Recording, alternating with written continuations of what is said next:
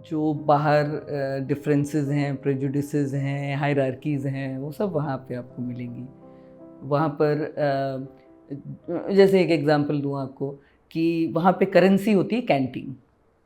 मतलब कुछ लोग पैसे आप जमा कर सकते हो, पीपीसी अकाउंट बोलते हैं, प्रिजनर्स पर्सनल कैश। तो एक उसका एक लिमिट होता है 4,500 रुपये जो आपको महीने में दिया जाता है। तो उससे आप कैंटीन होता है, वहाँ पे आप अपना साबुन, तेल, बिस्कुट विस्कुट जो भी लेना चाहें वो ले सकते हैं। तो वहाँ पे अच्छा, हर प्रिजनर को ड्यूटीज़ करनी पड़ती हैं। तो बैरक की झाड़ू पोछा और इस तरह की ड्यूटीज़ होती हैं। तो ऑब्वियसली जो लोग अफोर्ड कर सकते हैं वो लोग फिर वो ड्यूटीज़ किसी और को, एक गरीब व्यक्ति को दे देते हैं, गरीब प्रिजनर को दे देते हैं और उसके बदले कैंटीन देते हैं। तो canteen becomes your source of currency. तो मतलब हैव नॉट्स और हैव्स भी हैं जेल के अंदर। हालांकि बड़ी संख्या में गरीब ही हैं, वो तो इक्के दुक्के हैं मतलब, लेकिन कभी कभी रिया चक्रवर्ती भी आ जाती हैं कभी कभी हमारे टाइम में वो येस बैंक की राणा कपूर की वाइफ और डॉटर्स भी थे, तो ऐसे भी होता है। बट वो जो है वो कैंटीन में वो हैव्स और हैव नॉट्स का होता है। दूसरा है फिर डिस्क्रिमिनेशन, और ख़ास करके पारधी लोगों का मैंने ये बहुत देखा। येरवड़ा में भी देखा, बायकला में भी देखा कि वो अपने बच्चों के साथ अलग ही, मतलब उनसे सभी लोग थोड़ा दूरी बना के रखेंगे, वो अपना अलग खाना खाएंगे, वो मतलब वही जेल का ही खाना, लेकिन मतलब वही थोड़ा सा उनको लोग गंदा समझते हैं, या और वो भी मतलब एक तरह से उसको सेंस करते हैं जो उनके प्रति प्रेजुडिस है, और इसलिए वो बहुत एग्रेसिव और वैसा रहते हैं। और अक्सर उनके केसेस में मतलब सिर्फ शक की बिना पे, एक चोरी हुई है, आपको कुछ पता नहीं है, आप जाकर के पास के पारधी बस्ती से उठा लाए। और एक बार मुझे याद है अच्छी तरह से, येरवड़ा में मैंने देखा था, एक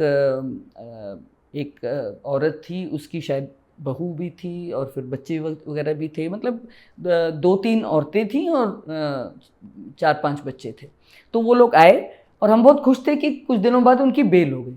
उसके बाद वो वापस अंदर आए और हमको वी वर शॉक्ड कि उनको मकोका में लाए थे, that is Maharashtra control of organised crime act. तो उनको देख के ही समझ में आता है कि मकोका आपने किसके लिए बनाया और आप किसको उसमें डाल रहे हैं। फिर जैसे माइनॉरिटीज़ की औरतें हैं, तो हालांकि क्योंकि वो अच्छी संख्या में रहती थी इसलिए रोज़ा वगैरह सब उनका रहता था, लेकिन जो कांस्टेबल्स थी उनकी तरफ से थोड़ा नाक मुंह सिकोड़ना, अरे इनके लिए ऐसा करना पड़ता है, सुबह 4 बजे खोलना पड़ता है, सहरी देनी पड़ती है ये। लेकिन एक मज़ेदार बात आपको बताऊं कि कैदी लोग जो बड़े सेक्युलर होते हैं, आप देखेंगे कि जो कैदी हैं वो रोज़ा भी रखते हैं, वो गणेश पूजा भी करते हैं, वो कोई लोग हालेलुया भी बोलते हैं जब क्रिश्चियन वो आते हैं, तो क्योंकि उनका ये कहना है भैया कोई भी भगवान हो, हमें यहाँ से निकालो तो they are very secular about, कोई भी भगवान हो तो चलेगा। सो मेनी पीपल मतलब बाइबल वहाँ जाके बाइबल पकड़ते हैं, कुछ लोग तरह तरह के व्रत रखते हैं। और as I said many Hindu women, मतलब जैसे येरवड़ा में मुझे ख्याल है कि 50-55 लोग रोज़ा रखते थे, not all of them were Muslim. तो ये सब होता है। तो मुझे कभी कभी उसमें लगता था कि जो आपने कहा ना कि माइक्रोकॉज्म ऑफ सोसाइटी, लेकिन society also has something to learn from them, कि वो लोग कैसे आपस में रह लेते हैं और कैसे इस तरह से कर लेते हैं। तो ये तो था वो सारी मतलब अच्छा, दूसरा एक महिला जेल है। अब जेल में तो आपका आधारित मतलब आप जी पाते हो दोस्ती की वजह से, और दोस्तियां ना हो तो इंसान कैसे जेल में जिए। पर they are so careful about what they perceive कि they should not be love between women. इतना ब्रूटली उनको अलग कर दिया जाएगा, अलग अलग बैरकों में डाल दिया जाएगा, अलग अलग। तो मतलब ये भी समझ में आता है कि वो सारी जो प्रेजुडिसेस बाहर रहती हैं ना, वो बहुत ही कस के इसमें रहती हैं। तो मुझे बहुत आश्चर्य लगा जब हम लोग जब लॉकअप में थे, तो हमें दुपट्टा यूज़ करने नहीं दिया जाता था कि कहीं लटका ना ले अपने आप को, तो दुपट्टा वॉज नॉट अलाउड। तो जब मैं जेल गई तो मैंने अपनी बेटी को कहा, बेटा ये दुपट्टा उपट्टा तो वहाँ चलता नहीं है, ये रख लो।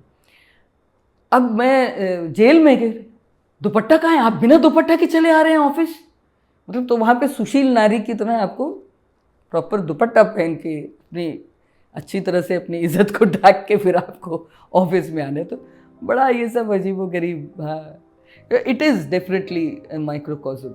There's no doubt about it.